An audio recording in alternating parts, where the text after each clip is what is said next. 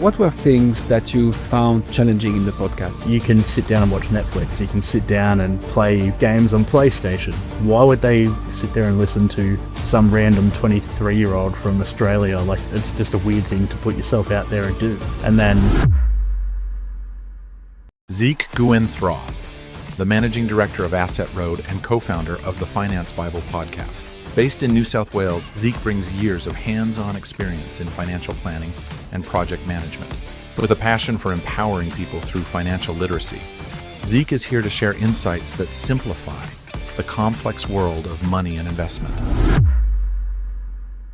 Young couple in their 30s, 2 kids. What's your advice, Zeke? you probably have a savings fund. You probably have an offset account. They might be able to refinance, cross-collateralize or pull money out of their home and put it into another investment property.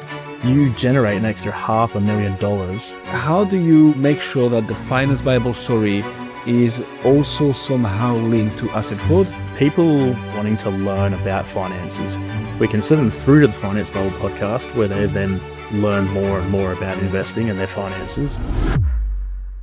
I've turned that into about 130 grand, give or take.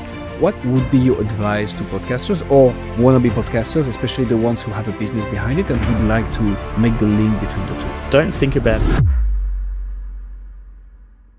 Zeke, can you tell me about the Finance Bible story, please?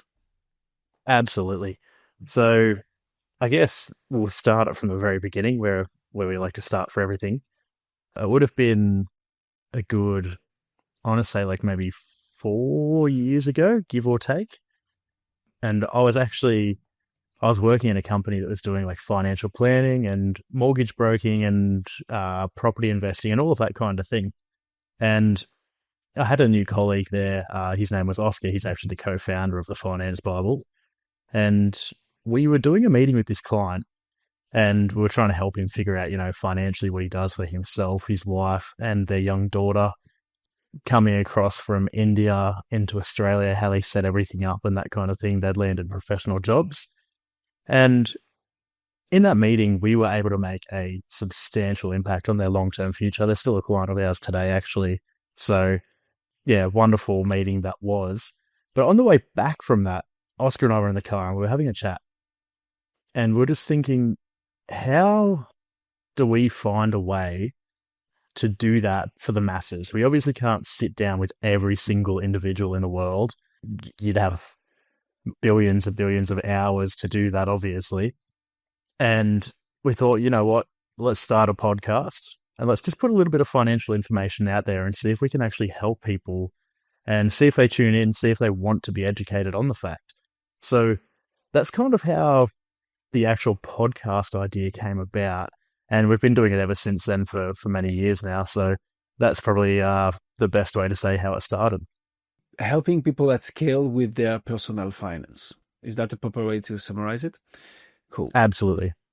In our first chat, you told me a very interesting story about how you started this journey, not of the podcast, but like of the business behind it and how you were helping individuals. So can you share with us like how you came about having your own shop of helping people with their personal finances? I'll rewind to even before then. So we'll go real deep into history here. When I first got out of school, I started working for a bank, and we all know how banks are. Obviously, it wasn't that amazing, wasn't that helpful for people in the world. And why would you say that? I was sort of great question. I ended up at a point there where I got promoted enough where I actually had access to see how much money we're making off each client, and what their lifetime value was and that kind of thing, their fees per year and so on. And so I pretty quickly left that job when I realized, hang on a minute, I'm sick of people calling up and asking for an advance on their pension. They can't afford to live. Like, there's got to be something better I can be doing. And so I went into superannuation in Australia is like your retirement funding. So I went into that, exactly the same issues. So then I moved into insurance, because if people are getting insurance and you're helping them if they pass away or if they've got income protection, can't go to work, exactly the same problem. So I found myself in this never-ending circle of problems of how do I actually make a difference in the world without being a bit of a scoundrel. And Yeah, I ended up to put the walls? going into a financial planning firm that also did property investing and mortgage broking. And then I sort of had the knowledge where I could pull it all together, the insurance, the superannuation, the banking, broking, housing, all of it. And so I was working there for a while, and that's where I met the colleague Oscar. And we sort of noticed that things weren't going after a few years the way that they should have been within the company, that is. And there was some recommendations that we didn't entirely agree with. And so we decided, well, why don't we just do this on our own? Because we'd had the finance Bible then for probably 2 years. We had a good fan or audience base behind us where we could carry on and get things done. And so we created the company. We left that company and been doing with that now for a few years as well. And yeah, we're just out here trying to make a difference. And we've been able to do that for close to 500,000 clients now. And we're still going strong. So that's how Asset Road started, right? That's the name of the company that is behind the podcast, or vice versa, depending on how you position it. But that's how you started the company. So obviously there are lots of resources around personal finances, right, everywhere. And yet you're doing awesome, because Asset Road is growing, and like Finance Bible Story has quite some reviews and is getting traction.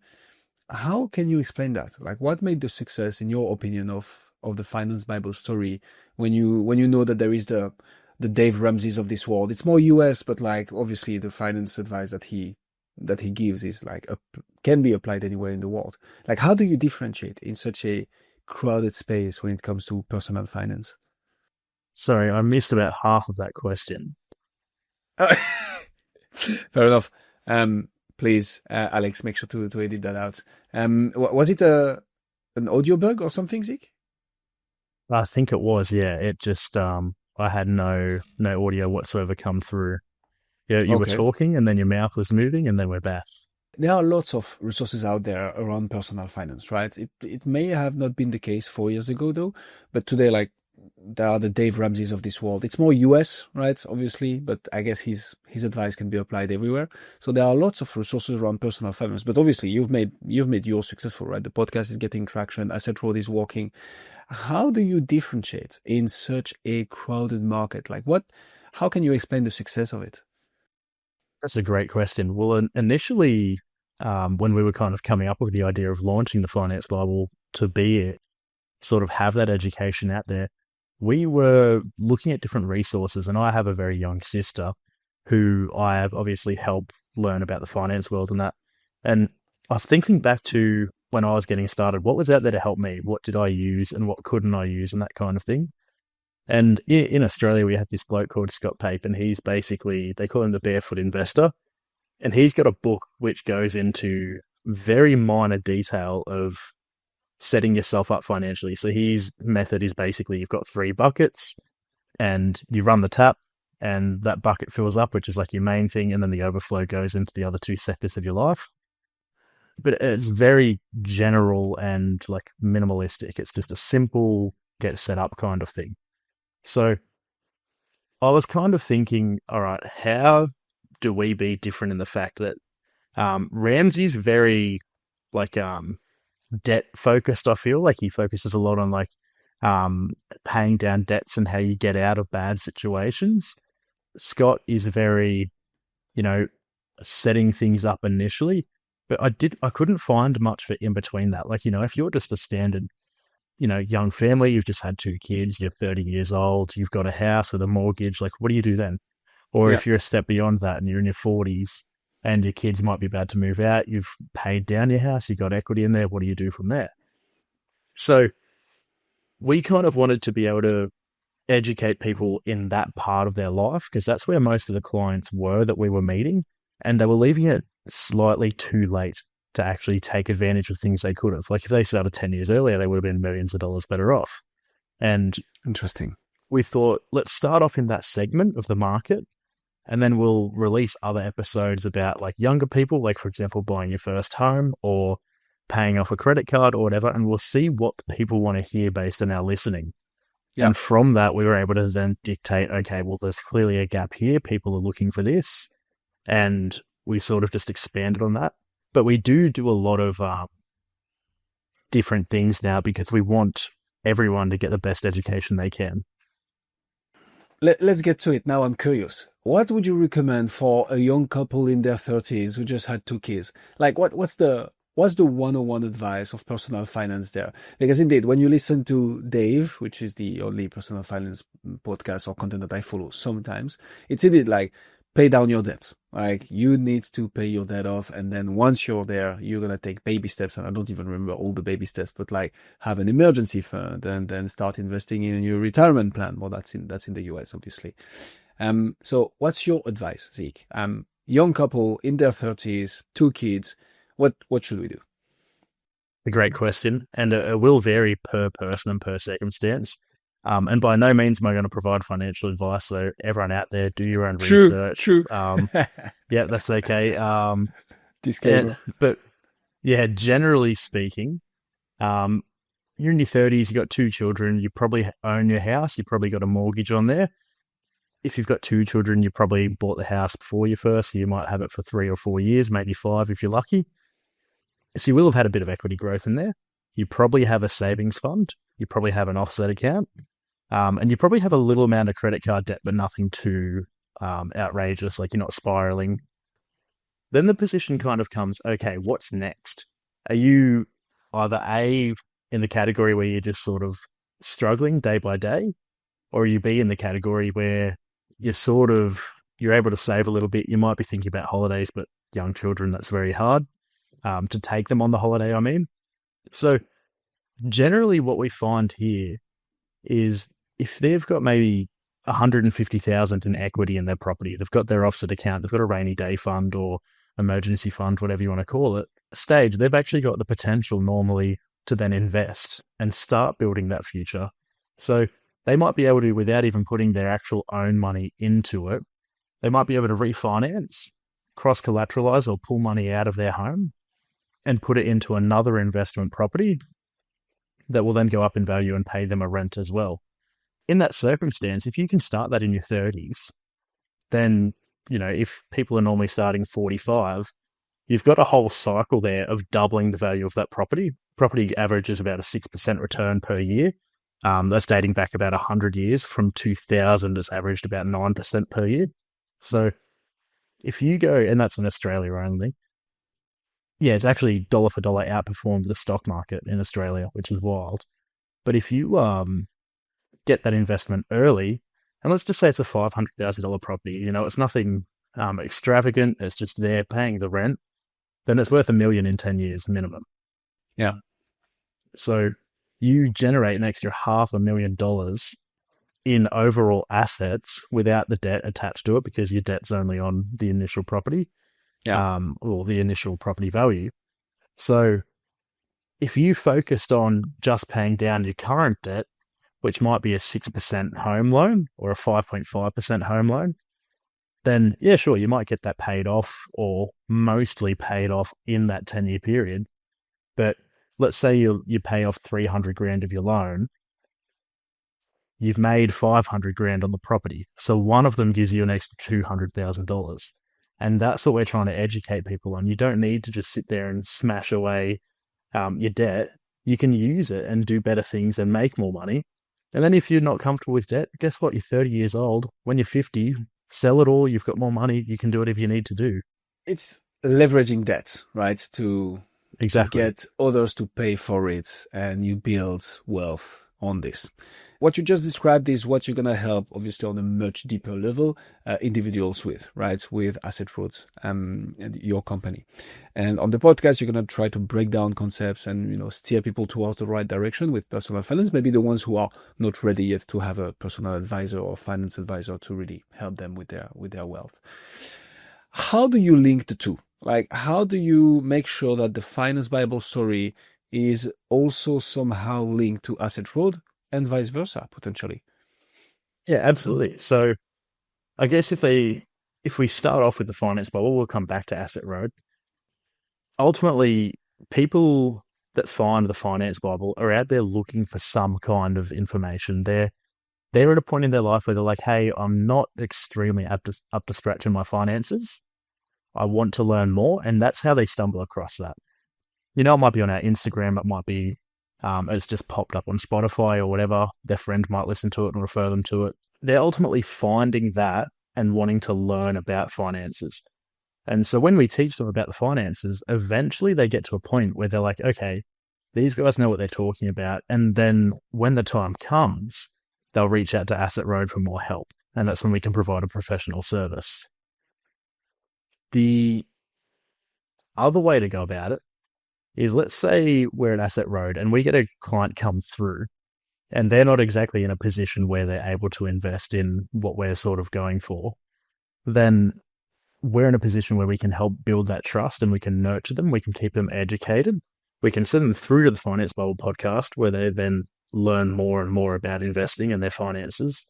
And eventually they get in a position where they're like, okay, we've taken these steps, we've got set up because we had episodes on that. And then they come back when the time is right. So it's a two-way street, really. You have the people finding out about your podcast or potentially other resources downstream of the podcast and like getting educated and be like, wait a second, those guys actually know what they are talking about. And they end up reaching out to you via Asset Road. But also people that you get first in touch with thanks to Asset Road and who are quite not ready to take the next step with you. You send them back to the podcast to get educated, to get the first things going. And then they're like, oh, actually, those guys know what they're talking about. And they come back to you. Can we get a bit tactical about how you do the first one? Meaning, so I see how, so you have classical lead gen and like potential word of mouth. People come to you, you get into a call and you're like, you're quite not ready yet. But what about the other way around? Is it people just listening to the podcast and ending up booking a call and like telling you in the call, hey, I've listened to the podcast and I thought I'd come? Or do you have a system that allows you to take the people from the Finance Bible story downstream to Asset Road management? How do you do that? Yeah, so we don't actually run a proper system for it at this point in time. Interesting. What we normally do is if we're talking about a specific subject where the listener wants more information, because we can only be so general with what we say in the podcast. Like we can get as specific as we want about a scenario, but if you're just slightly that 5% different, it's a whole different scenario. Like that 5% does really make a difference. So at the end of the podcast, we obviously have a call to action where if they need more information, they want more information, they want to check things out, they can get in contact with us and we'll often drop a link there. They can do that or send us a DM on Instagram. We get a lot of DMs on Instagram from listeners. Nice. And then from there, we can filter through into CRMs and stuff that we need. A lot of the time when they're coming through the podcast, they're very young. It's an initial question where they're like, hey, I'm thinking about doing this, or can you help me with this? They might be going for their first home. And we'll help them with the finance around that situation, help them get that loan, get their home. And then they're in our system where we can help them forever. So what do you mean with we help them with their first home? Is it like putting the finance plan together? Is it just choosing a home? Is it choosing the right district? Because you know some districts might appreciate better than others. The reason I'm asking, Zeke, is personal finance for me is very much stock related, but obviously I got this wrong because it's like all the finance endeavors that we may have. But I'm a bit curious to understand what is it that you're going to help with the home typically? So first of all, it's also a matter of figuring out how to get into that first home. So okay. Without getting into specific client details, I can talk about myself, obviously. When I was 20, or actually I'll go to 18. When I was 18 years old, I was working, as we know, at the bank. And I was in a position where I knew I wanted to do things well financially long term. So I sat there and I researched stocks all day, every day. Like I just went hard, learned what I could, and I started investing pretty rapidly. Every spare dollar I had went into shares. I didn't even have a spare $200. I was like, no, I'm going to spend 90% of my paycheck on stocks. And the last 10%, I'm going to make do. I will live. So I did that. And I've turned that into about 130 grand, give or take, pretty quickly within like a year and a half. And I was able to then turn that. Yeah, I did very well. I wouldn't say anyone out there expect the same result because there was a little bit of luck, but there was obviously a lot of research. Yeah. And then I pulled all of that out to get into my first property, which was an investment property. I did that at 20. and I built a brand new house and got that rented out. That appreciated quite rapidly as well, like maybe 250 grand in about 3 years. But again, the It's reason that crazy. performed so well, not only due to the area it was in, but we had COVID, which caused a bit of a boom as well. So again, don't use my results as something to be like, oh, cool, I can go magically do that. It's not that easy, although you will do well. But so we kind of figure out a plan for helping them get to a stage they can buy their first home if that's what they're looking for.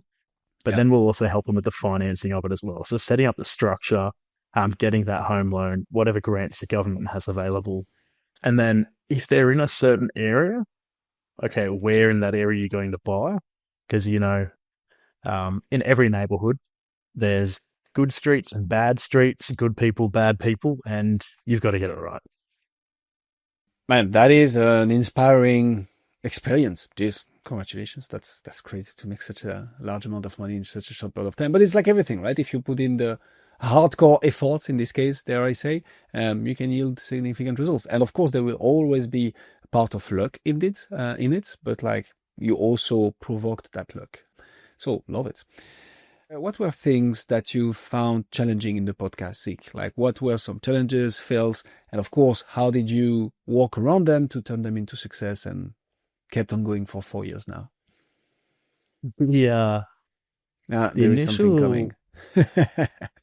the initial sort of issue with the podcast was like getting your head around the fact that you were launching a podcast, right? Like you're doing something where you're trying to get people to tune in and listen to what you have to say. Like, Yeah. people actively have to then sit down and take time out of their day to listen to you. Like, it's just a very weird concept thinking that people are going to do that. Like, you can sit down and watch Netflix. You can sit down and play That is an games option on indeed. PlayStation. Like, there's so many different things and avenues of attention, Instagram, TikTok, where you've just got hours and hours disappearing. Why would they sit there and listen to some random 23-year-old from Australia? Like, it's just a weird thing to Yeah. put yourself out there and do.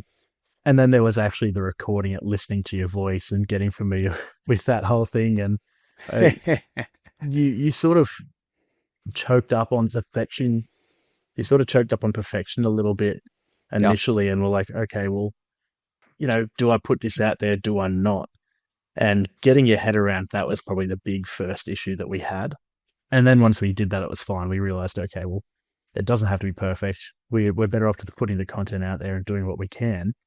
Yeah. And then I remember the very first episode, I was sitting down in a garage with Oscar, and we were holding our microphone and we were sitting on milk crates in the garage.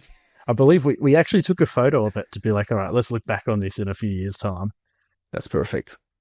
And that's what we did after that to see where we are now. It's obviously come a long way. But that was probably the biggest challenge we had initially, just getting our head around that whole thing and putting ourselves out there. But then when we started seeing the listeners come in and how many there was, how long our episodes were, we're like, hang on, people are spending thousands of hours consuming our content. It's obviously valuable to someone, so let's keep doing it. So we always say, right, perfect is the enemy of good. And like when you just try to get something perfect, especially at your first shot, it never comes out. So it's super important in this. I agree to like just get going.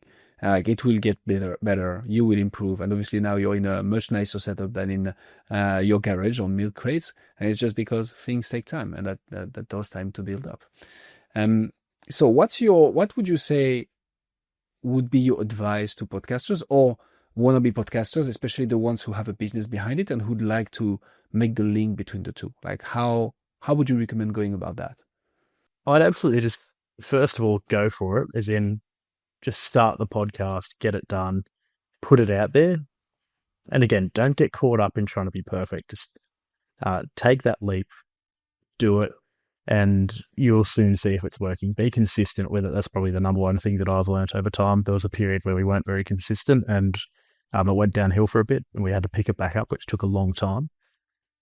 But put it out there, and then when you're trying to figure out how to link it back to your business, just figure out what don't think about it as a business, first of all. I think, what is valuable? What do people want? What do they need? What are they going to look for? If you can get that part right and then position your business as something that can help with that, it will naturally flow on through to the business. So just try to keep the podcast as valuable as possible. And then when you plug the business at the end of the day, if people are satisfied with your content and they believe you, you've built trust in that, they will come on board. So when you, a few things I want to follow up on here. When you say consistency, what do you typically recommend? Because so I'm looking at the finance Bible podcast right now, and like you're on a new series, part 1 of 12. I see on the Australia's reality check. I need to check out this one. I see that right now you're publishing about once a month. At some point you were publishing every week. So what's the strategy here, and how would you recommend actually scheduling episodes? What is it that made it work for you? Yeah, absolutely. So our aim now is to get it back to once a week, which we're going to start doing. There's been recent travels for work and stuff like that has obviously had an impact. So we've learned our lesson of banking some episodes up to cover that shortfall. Ultimately, if you're not consistent, it's not going to, people are going to like forget about it. They're going to miss it. They're going to get annoyed.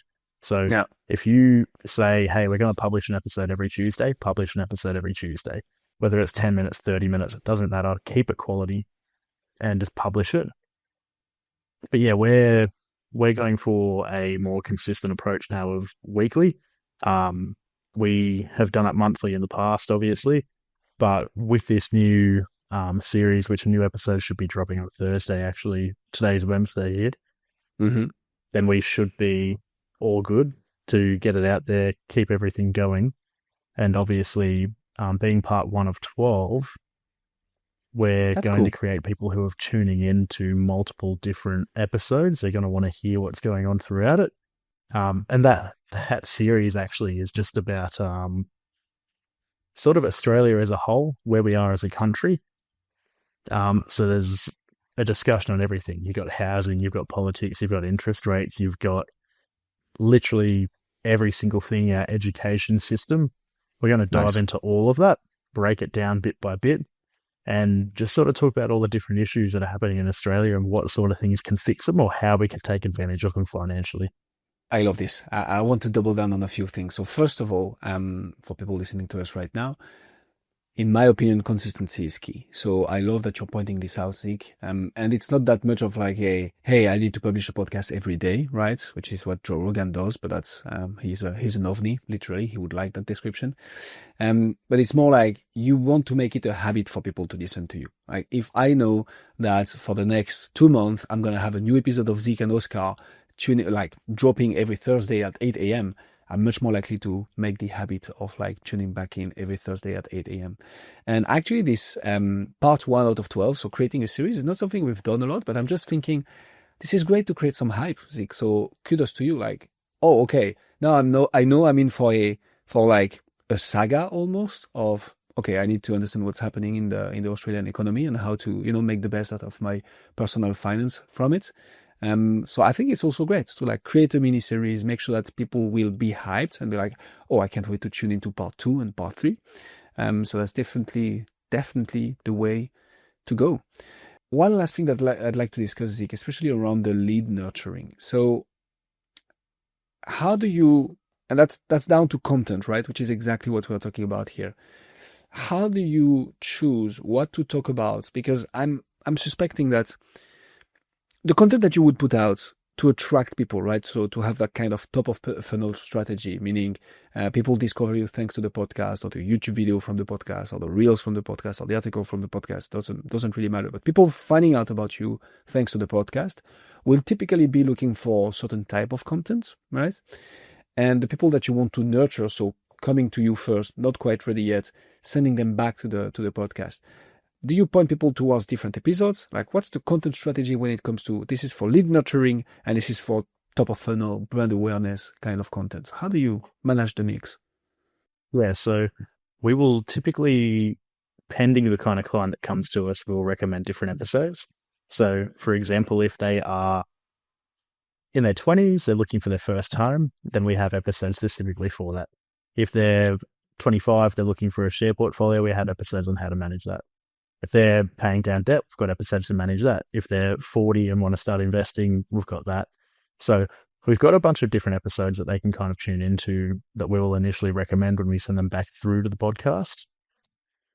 When then it becomes, all right, they've listened to all of them, they're probably going to tune in weekly to suss out what's going on and see if there is anything that relates to them or not moving forward. But we will keep a record of who it was when we talked to them, what they were looking for, and our rough time frame of what we think they can achieve. Then it's our role to get back in contact with them, which we obviously have a system to remind us to do that, and basically just get back to them, see how they're tracking, see what they've taken on board, maybe even ask them about the episode, like, oh, did you find anything in this specific one valuable? And sort of build a personal connection while we go. And then when they're ready to go, they're ready to go. They've done everything, they've taken the steps, and it's a lot easier because they've got that trust between us. 100% makes sense. Is that proper English? That makes 100% yeah, that sense. Works. Let's put it like this. So, Zeke, I'd like to finish on this. What's your most popular episodes that people can go to and find out about you? Like, what is the episode that has worked the most that I will, spoiler alert, also listen to?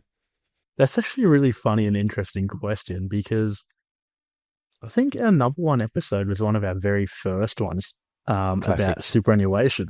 But it was a deep dive into superannuation, and superannuation will be in the title. So if you just search on Spotify or whatever, Finance Bible Superannuation, it will pop up. I can probably actually quickly find it as well. But the funniest thing is that I don't even know what superannuation means.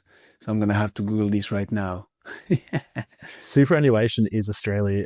In America, you've got like Roth IRA or your 401k. Okay. It's sort of like that, but in Australia. A saving system for workplace pension in retirement involves money earning. Okay, so you have a retirement plan by capitalization in Australia as well then, not by repartition. I think that's the French system, which is a Ponzi scheme, by the way. So not giving any financial advice, but like absolutely crazy. Okay, but so in Australia you have capitalization, which makes much more sense. Okay, cool. Yeah, so it's basically just we'll have a look at it. Your companies that pay you are government mandated to pay a portion of that into what's called your superannuation. Okay. Your superannuation will then be held with a company. That company invests that money into shares and stuff. They take a fee out of it. It's sort of just like a forced saving account that gets invested by another company and they take a fee. So ultimately, it's just economy boosting. And some of the fees are outrageous and silly and shouldn't be done pending your circumstances. Again, not financial advice. Yeah. But you can actually make a self-managed super fund in Australia.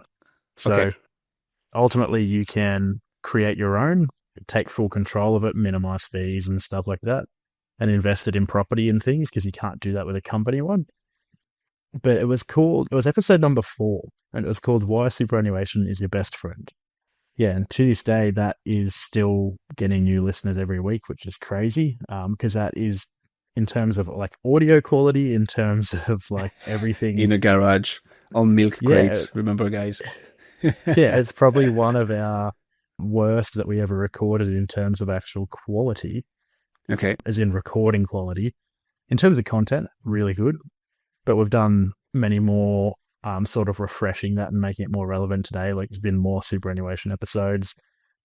But yeah, that will give you a really good breakdown on what superannuation is in Australia and how to utilize it. This is awesome. Obviously, I'm not really concerned by it, but I'll give it a go. That's interesting, and that's the funny thing. Like, except for very rare cases, most of the most listened to podcast episodes of most podcasts, some among the first ones, because when somebody discovers you, they start with the beginning and they start with the first few episodes. Corporate Treasury 101, which is our very first podcast, to this day, each and every month, the most listened to episode is still the first one. What is corporate treasury? Like there is no way around it. This is the most listened to each and every month. So it shows that you don't need to be perfect to get started because people will still listen, especially years down from now. But it also means that you also come up with valuable content. So give it a go for it and talk about superannuation and why it's your best friend. Zeke, that was absolutely awesome. Go ahead. It's such a niche episode. Like obviously it's only relevant to Australians, and I think our most recent stat was only about 60% of listeners are in Australia. So for that to still be the number one is quite abnormal. Yeah, here we go. And it's always interesting to hear about how it works in other countries and what we can potentially learn from them, although most of the people it won't be relevant for some people. Zeke, this was absolutely gold. Thanks a lot for coming on Podcast Gurus. If people want to find out more about you, Asset Road or the Finance Bible, where should they go? Probably go to Instagram first, to be honest. Go to Instagram, type in Asset Road, or type in Zeke Guenthroth, Guenthroth, or simply Google Asset Road, and that's got a link to everything. Asset Road is literally what it sounds like. Asset, A-S-S-E-T, Road, R-O-A-D. Nice and easy. That's for emails when people are like, oh, what is your email? Simple. Should figure it out. Yeah, that's exactly right. But that's probably the easiest way to do it. If you go to Asset Road, all our socials are there, Finance Bible's there. It's all sort of integrated. But yeah, Instagram we post quite regularly and provide information and different tips and stuff. So jump on board. Absolutely awesome. We'll put all the links in the description. Go and check out what Zeke and Oscar are doing. Zeke, thank you so much for coming on Podcast Gurus. Thanks for having me. Pleasure.